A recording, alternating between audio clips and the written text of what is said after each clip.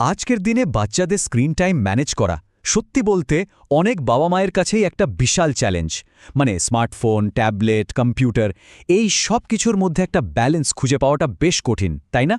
আচ্ছা, চলুন তো এই বিষয়টা নিয়েই আজ একটু কথা বলা যাক, আর এর কিছু সহজ সমাধানও খুঁজে বের করার চেষ্টা করা যাক। বাচ্চার ডিজিটাল আসক্তি নিয়ে কি চিন্তা হচ্ছে? দেখুন, এই প্রশ্নটা কিন্তু আজকাল প্রায় সব বাবা মায়ের মনেই ঘোরে। যদি এমনটা মনে হয় তাহলে একদম একা ভাববেন না। এটা এখনকার সময়ের একটা খুব সাধারণ বাস্তবতা। আর ঠিক এই কারণেই আমরা আজ এখানে। চলুন এমন কিছু সহজ কিন্তু খুব কাজের স্টেপস দেখে নিই, যেগুলো এই ডিজিটাল আসক্তিকে কন্ট্রোল করতে আর ফ্যামিলি লাইফে একটা ব্যালেন্স ফিরে আনতে সাহায্য করতে পারে। তো প্রথমেই বুঝতে হবে এই ডিজিটাল অ্যাডিকশন বা আসক্তি জিনিসটা আসলে কি। সোজা কথায়, যখন ডিজিটাল ডিভাইসের ব্যবহার একটা বাচ্চার শরীর, মন আর 10 জনের সাথে মেলামেশা এই সব কিছুর ওপর খারাপ প্রভাব ফেলতে শুরু করে, তখনই কিন্তু ব্যাপারটা চিন্তার। এর এফেক্টটা শুধু সময় নষ্ট হওয়া নয়, তার চেয়েও অনেক বেশি। তাহলে প্রশ্ন হলো, শুরুটা কোত্থেকে করা যায়? সবচেয়ে জরুরি দুটো কাজ দিয়ে শুরু করতে হবে।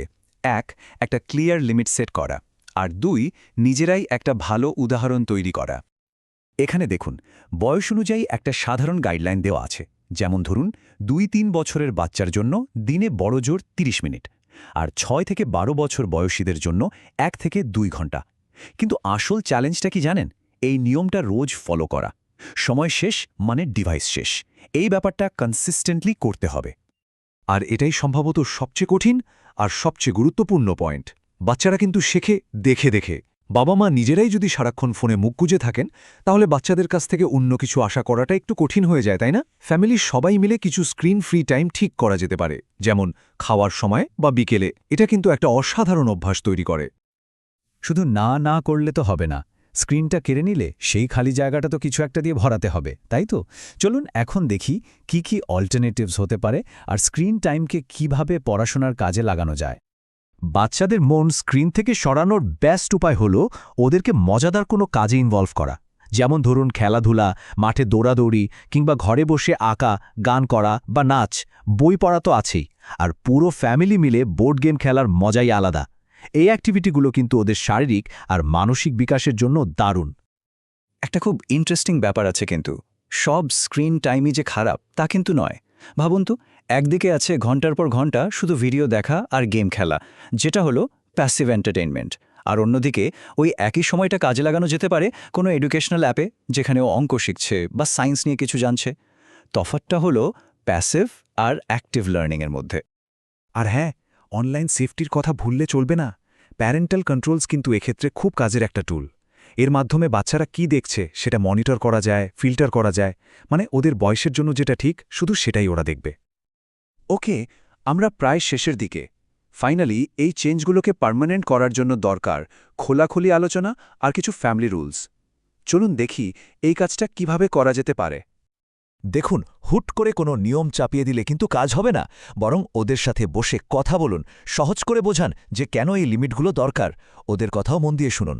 তারপর আস্তে আস্তে নিয়মগুলো চালু করুন। আর যখন ওরা নিয়ম মানবে, তখন প্রশংসা করতে ভুলবেন না। মনে রাখবেন, শাস্তি দিয়ে নয়, উৎসাহ দিয়েই ভালো ফল পাওয়া যায়। পুরো পরিবারের জন্য কিছু সহজ নিয়ম সেট করে নিলে সবার জন্যই সুবিধা হয়। যেমন এখানে কিছু উদাহরণ দেওয়া আছে। রাত 9টার পর আর কোনো ফোন নয়, খাওয়ার সময় কোনো স্ক্রিন চলবে না, বা সপ্তাহে একটা দিন স্ক্রিন ফ্রি ডে। এই ছোট ছোট নিয়মগুলোই কিন্তু একটা বড় পজিটিভ চেঞ্জ আনতে পারে। তো এত সব আলোচনার পর আমরা একদম শেষে চলে এসেছি। চলুন মূল কথাটা আরেকবার ঝালিয়ে নেওয়া যাক। তাহলে মূল কথাটা কি দাঁড়ালো? ব্যাপারটা শুধু না বলা বা ডিভাইস কেড়ে নেওয়া নিয়ে নয়। আসল কাজটা হলো এর বদলে ওদের জন্য মজাদার, ক্রিয়েটিভ কিছু বিকল্প তৈরি করে দেওয়া, যাতে ওরা নিজেরাই বুঝতে পারে যে স্ক্রিনের বাইরেও জীবনটা অনেক সুন্দর, অনেক আনন্দের। আর শেষে এই প্রশ্নটাই হয়তো সবচেয়ে জরুরি। স্ক্রিনের বাইরের জীবনটাও আসলে কতটা আনন্দময় হতে পারে? যখন আমরা বাচ্চাদের স্ক্রিন থেকে সরিয়ে আনি, তখন আসলে আমরা ওদেরকে একটা নতুন দুনিয়া আবিষ্কার করার সুযোগ দিই, যেখানে খেলা আছে, ক্রিয়েটিভিটি আছে, আর আছে পরিবারের সাথে কাটানো সুন্দর কিছু মুহূর্ত। আর সেই জীবনটা নিঃসন্দেহে অনেক বেশি সুন্দর।